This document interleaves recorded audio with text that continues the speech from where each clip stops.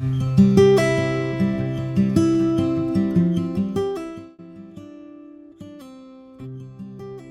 he said to them, "Truly I say to you, there are some standing here who will not taste death until they see the kingdom of God after it has come with power."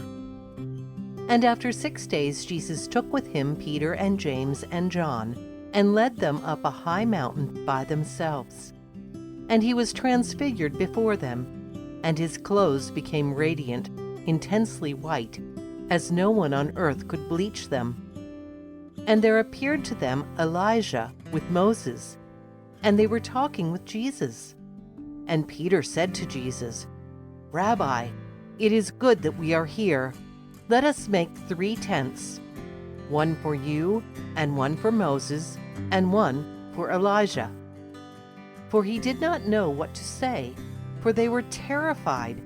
And a cloud overshadowed them, and a voice came out of the cloud, "This is my beloved Son. Listen to him." And suddenly, looking around, they no longer saw anyone with them, but Jesus only. And as they were coming down the mountain, he charged them to tell no one what they had seen, until the Son of Man had risen from the dead. So they kept the matter to themselves, questioning what this rising from the dead might mean. And they asked him, "Why do the scribes say that first Elijah must come?" And he said to them, "Elijah does come first to restore all things. And how is it written of the Son of Man that he should suffer many things and be treated with contempt? But I tell you that Elijah has come, and they did to him whatever they pleased, as it is written of him." And when they came to the disciples, they saw a great crowd around them, and scribes arguing with them. And immediately all the crowd, when they saw him, were greatly amazed, and ran up to him and greeted him. And he asked them, "What are you arguing about with them?" And someone from the crowd answered him, "Teacher, I brought my son to you, for he has a spirit that makes him mute. And whenever it seizes him, it throws him down, and he foams and grinds his teeth and becomes rigid. So I asked your disciples to cast it out, and they were not able."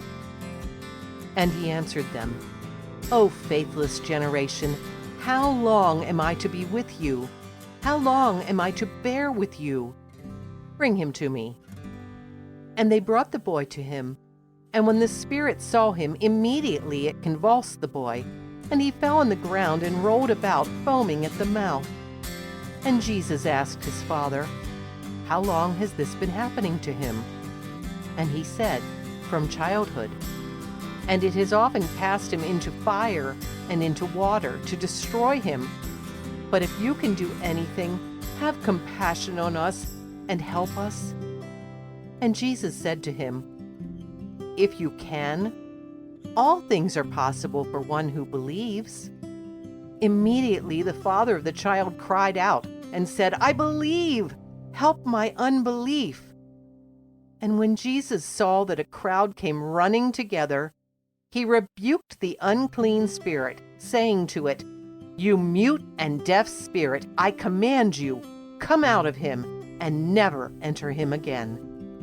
And after crying out and convulsing him terribly, it came out, and the boy was like a corpse, so that most of them said, "He is dead." But Jesus took him by the hand and lifted him up, and he arose. And when he had entered the house, his disciples asked him privately, "Why could we not cast it out?" And he said to them, "This kind cannot be driven out by anything but prayer." They went on from there and passed through Galilee, and he did not want anyone to know, for he was teaching his disciples, saying to them, "The Son of Man is going to be delivered into the hands of men, and they will kill him. And when he is killed, after 3 days, he will rise." But they did not understand the saying, and were afraid to ask him. And they came to Capernaum, and when he was in the house, he asked them, "What were you discussing on the way?" But they kept silent, for on the way they had argued with one another about who was the greatest. And he sat down and called the 12, and he said to them, "If anyone would be first, he must be last of all, and servant of all." And he took a child and put him in the midst of them. And taking him in his arms, he said to them, "Whoever receives one such child in my name receives me.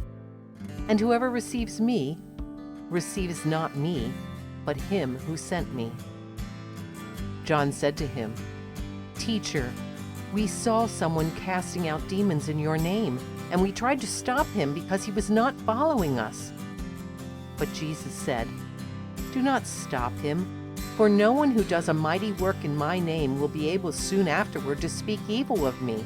For the one who is not against us is for us.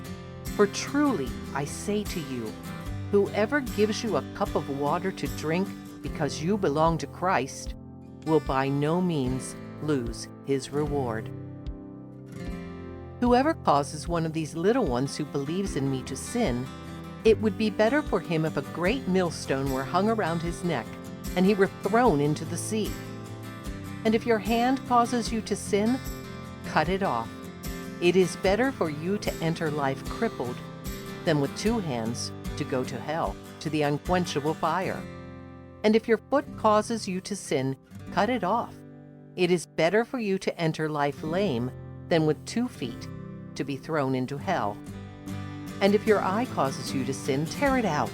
It is better for you to enter the kingdom of God with 1 eye than with 2 eyes to be thrown into hell, where their worm does not die and the fire is not quenched. For everyone will be salted with fire. Salt is good. But if the salt has lost its saltiness, how will you make it salty again? Have salt in yourselves, and be at peace with one another."